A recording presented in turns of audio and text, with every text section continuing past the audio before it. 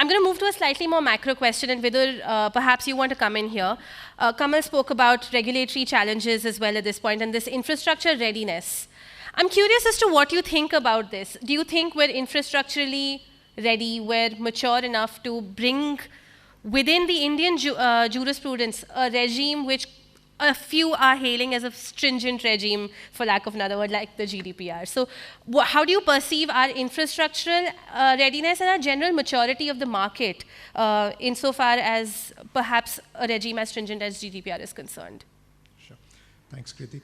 So just building on what some of the elements which Kamal was mentioning in terms of from a digital India perspective, be it GST and be it specifically direct benefit transfer kind of things where I'm sure you would know that some of the states have really taken a leap forward in terms of how Aadhaar seeding or perhaps a lot of citizen information has been embedded in various citizen services, e-governance services kind of a thing.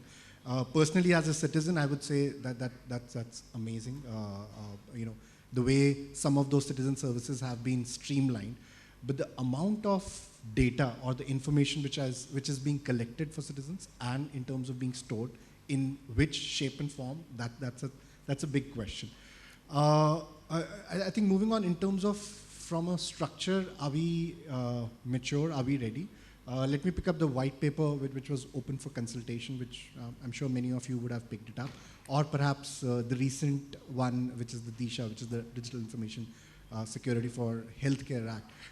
You would see that out all of this, first of course, great that Government of India did open it for public consultation, so at least it's a consultative approach, but you would see that it does talk about regulatory authority, it does talk about a nodal body which is going to enforce it. Unfortunately, we don't see as many details in terms of what's the kind of authority, what's the kind of power they're going to let these bodies be empowered with. I'm just going to relate it to something which I was also just talking offline, that in the security parlance, of course, privacy and security is different, but we're just trying to correlate it from a security parlance. We have a body called NCIFPC, which is essentially in terms of for critical information infrastructure protection. Now, again, the intent and the jurisdiction or the amount of element that this body was supposed to drive was great, but in terms of do we see those things on ground implemented, quite far, quite a distance to cover. So I think in terms of one, citizen awareness itself, right now we don't even have basic citizen services in terms of information security. You see so many basic phone phishing attacks, basic attacks in terms of somebody calling up and taking away the information. So moving from that scale to making citizens realize that what is privacy, you need to be cognizant of the fact that this is something which is an information very important to you. So perhaps the first thing would be that how do we make citizens itself aware of these elements. Second, in terms of whatever the regulation comes in, really looking forward to the Data Protection Act or any elements, the enforcement element has to be really strong. And the third, I think, again, there has been a lot of debates that the act which is going to come or perhaps the regulation which is going to come is going to take leverage a lot of things from GDPR. But I'm sure we all need to respect that EU came up with their data protection directive way back almost 10, 12 years back. So in terms of they have gone through that maturity journey in terms of building the ecosystem. When I say even as basic as a question, does our public prosecutors understand what privacy is? We need to do upskilling of that segment of jurisdiction as well, that what privacy is, and in case there is a something comes up to the code of law, what do we need to do? So perhaps replicating something as stringent of GDPR won't be a best of element. Yes, we need to look at a Data Protection Act, but maybe start with some basic steps in terms of even if we are collecting, if we are having consent from citizens, first let's make them aware that what they're signing for, what that information is going to be used for, kind of a thing. So perhaps it needs to be a step-oriented element. That's what I would say. That's fair. And I think the knowledge and infrastructural gap that you've essentially mentioned here sets me up really well for the question I wanted to just pose to Kapil quickly here. Kapil, in today's context, especially in India, there is this multiplicity of discussion around data protection and privacy. So as an example, as you're aware, you have the telecom regulator, the IT ministry, the financial regulator, the Ministry of Home Affairs, the health ministry. Everybody's looking at, and this is probably just scratching the surface, but everybody's looking at different aspects of privacy, security, and data protection. At the same time, you have this international regime that is coming into play that could potentially have impacts within India as well. We just heard from Vidur about this infrastructural and knowledge gap. With this entirety of this background, what to you would be perhaps the 3 or 4 steps forward that we need to probably focus on at this point? How do we imbibe learnings from what our counterparts overseas are doing? How do we perhaps mold it into what the TRI chairman recently pointed out as the Indian context? How do we mold it that way? How do we go forward from here? Sure. See, you have to remember, I think Vidur touched upon a very good point that we're a young nation in our own right, okay? And in that sense, if the advanced economies like the EU, who started out with 95, which is 23 years ago, have now come up with GDPR, and they also took 2 years lead time to start implementing it, we can take learnings from there. We are part of the borderless digital worldwide economy. Neetja was alluding to the fact that we need to integrate. We do. You know, we are the back office of the world, and for that reason, we need to be compliant with what is happening overseas. Draw an analogy to our labor laws. See, our labor laws were structured to protect the workman category and not the managerial category per se. That was because the workman category were seen as people who were not aware of the rights. So out of the 50, 60 labor laws that we have in the country, almost 90% are geared towards protecting the workman rights. The managers are left to their contract and a few basics, right? I think in the same token, our large populace, you spoke about TRAI, the majority of the people who are carrying mobile phones, are they even aware of the rights, right? So as Vidur mentioned, getting them to be aware, and for that reason, we need to have a law which is very, very simple to interpret and implement. If we start with a good foundation, I think we can build upon it. Kamal mentioned GSTN. You've all seen all the notifications and the changes that we've seen in GSTN in the last 10, 11 months. Now you can blame them for it, the fact that they didn't start off well. I think sitting on something and not starting off is more disservice. So I think we should start with a simple law, benefiting from the learnings from around the world, taking what suits us in the Indian context, catering to, I think, the principles set out by the Shri Krishna committee. That itself will give us some opportunity, and being aware and open to changes as we go along, changes which are quick and can be implemented rather quickly. You will also notice that since the turn of the century, our legal framework has turned from being more judicial to being more regulatory. Now, having a strong regulator, right? You've seen many regulators come up in the past. There is TRAI, there is IRDA, there is the pension regulator. Of course, we have SEBI. So having a strong regulator on data protection, I think, is a way to go forward. Having an enabling legislation which allows a regulator to regulate that sphere, much like the CCI, and I think he was a great choice of chief guest for this morning. So compliments to Assocham on that decision. And to understand how we can start at a very, very good basic level, simple to understand, easy to implement, and easy to enforce for all stakeholders. That's my view. I see what you're saying there. So maybe I'm going to change tracks a little bit, Pooja, and ask you to give your thoughts. Kamal, like I said, sorry. I would like to comment something. Sure, please go ahead. So to my mind, I think when we were talking about GST and implementation, or when we were talking about any one of those, the way even India's tech was getting ready, and we were talking about when payment system process being ready, I think these kind of questions are clearly asked. And if you were to keep waiting, my view is very, very clear. In next 2 years, the data explosion is bound to happen. And if we don't take care of that, we are in for a much more major chaos. And if we don't, and secondly, the frameworks from technology point of view and payment systems are totally ready. And I 100% agree with you that when you talk about regulatory body, possibly we'll need to follow the principle which is being followed more in Canada and Australia, where it is more of a industry and regulatory bodies together, where the participation is there. And for sure, we need to have a system which is simple to implement. And I don't know if you have seen China, which came out with their law 4 or 5 months back, and which is much more stringent than even GDPR in terms of processes. For sure, we can't go for a very extensive process the way all of them are. And in case we can have much more automated, because as India, we know that courts have got the history of cases lingering for years and years, even if all the documentation is proper, and all of us have gone through that. Majority of the common public don't even want to go to the courts. So obviously, you need to have some independent bodies which will take care of it. And to my mind, that is something which overall government itself is agreeing. And whatever little I have read through the document, I think that is seemed to be the approach.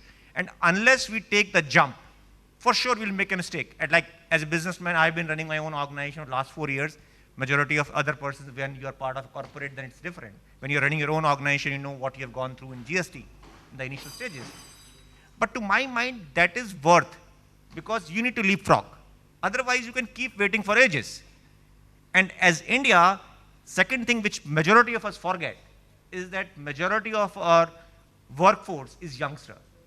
And the amount of readiness they have, the amount of entrepreneurship they are showing, unless we take lead there, to my mind, possibly India would really take a lead much more beyond than any other country. Other countries will need to follow us. I am very, very strong believer of that. So in the years to come, mark my words, whatever we may keep saying, I see Indian law to be possibly one of the most exhaustive and stringent law. It might be easier to implement, for sure. If it can be, I will be more than happy. The court should be the last resort where people will need to go to for get the challenges done. But otherwise, we can keep waiting.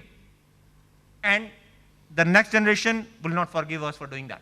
That's my view. No, Kamal, I think that's, we're on the same page. If I give you the impression of saying waiting, no, on the contrary.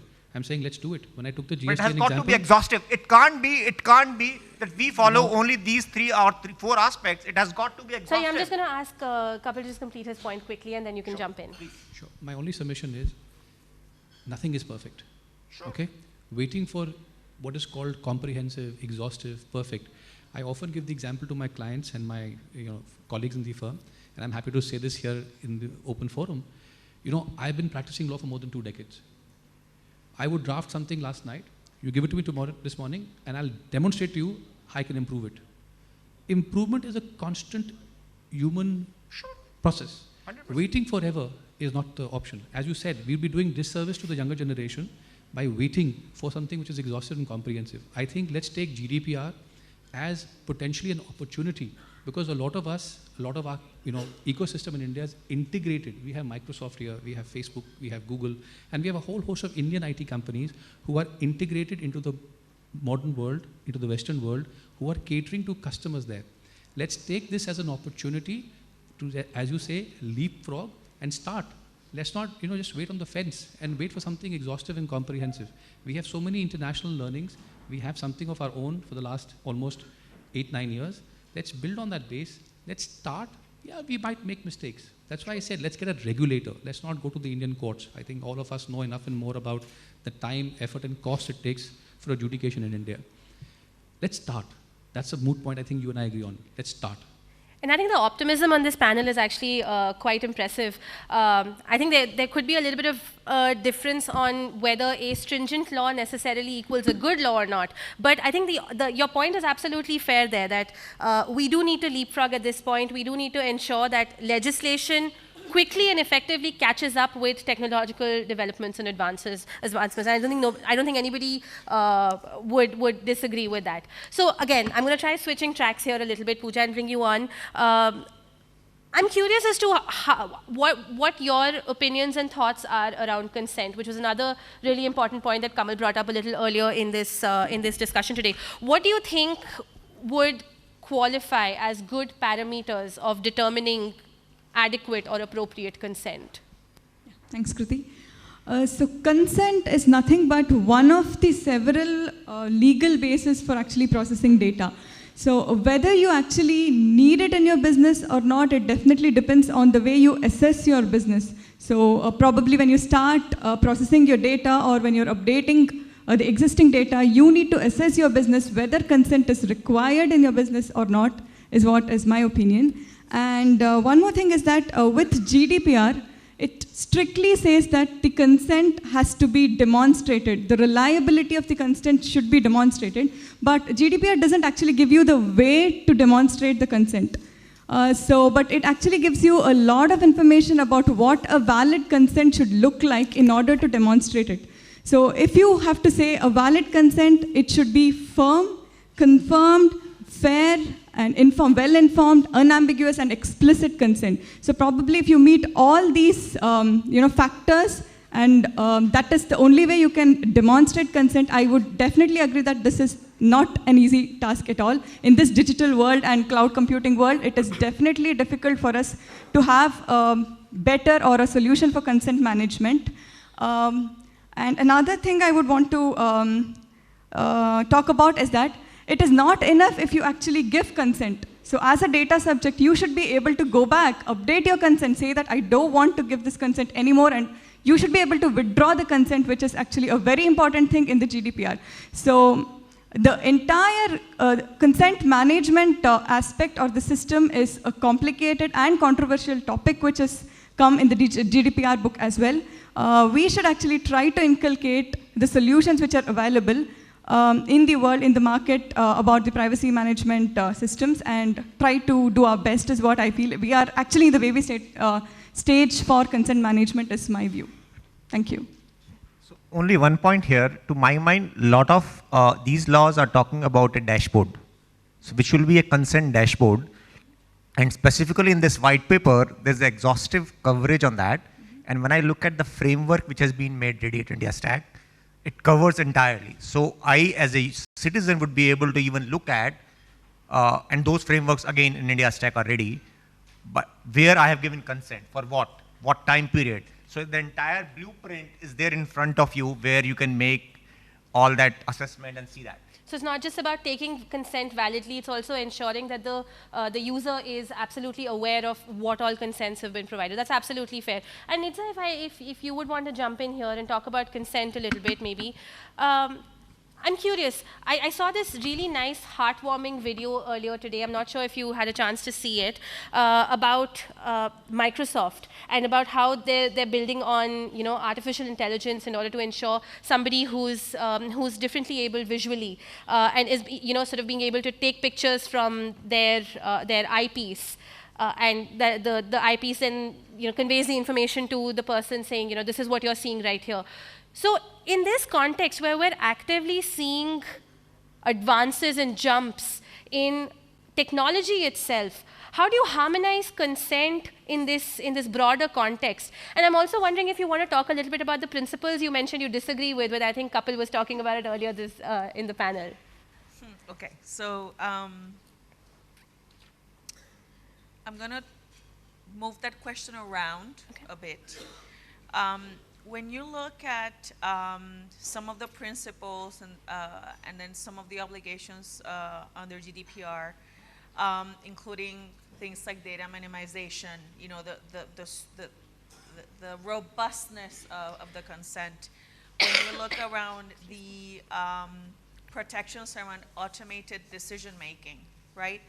All of these things, as we understand them today, make it difficult for you to, build, artificial intelligence models that, can result in things like what you saw in the video. But not only in the video, I mean, when you see a lot of the work that, we and others are doing here in India around, high school dropouts and trying to predict so that you can help and intervene, right? Because the whole idea is how can I use that data?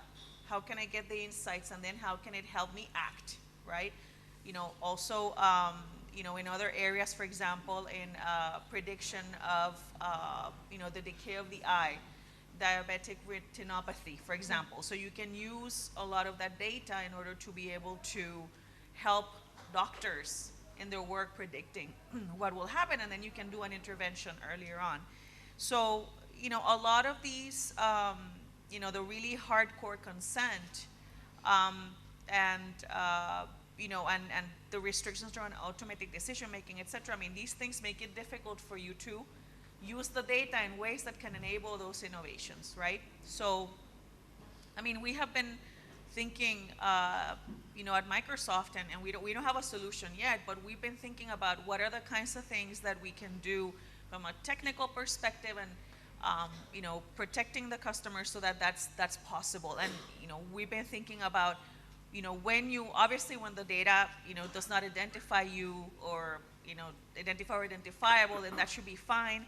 Maybe if there's some additional encryptions or ways to obfuscate that data, then maybe you can use it. But at the end of the day, a lot of the data will have all this value, and then if at the end of the day it doesn't impact you in a negative way, and it's really helping a larger cause, or something the government wants to achieve, or something that someone wants to innovate with, what can be done. So I don't think there's an answer today, Ashutosh. I'm looking at him because we've been having these. We were both in our parent company last week, and a lot of the discussions were around this topic. So I don't think I can tell you there's a solution right now. That's why when we talk about the principles versus being super prescriptive about what you do, I think there needs to be a balance, because everyone would agree that if you can help in these scenarios, right?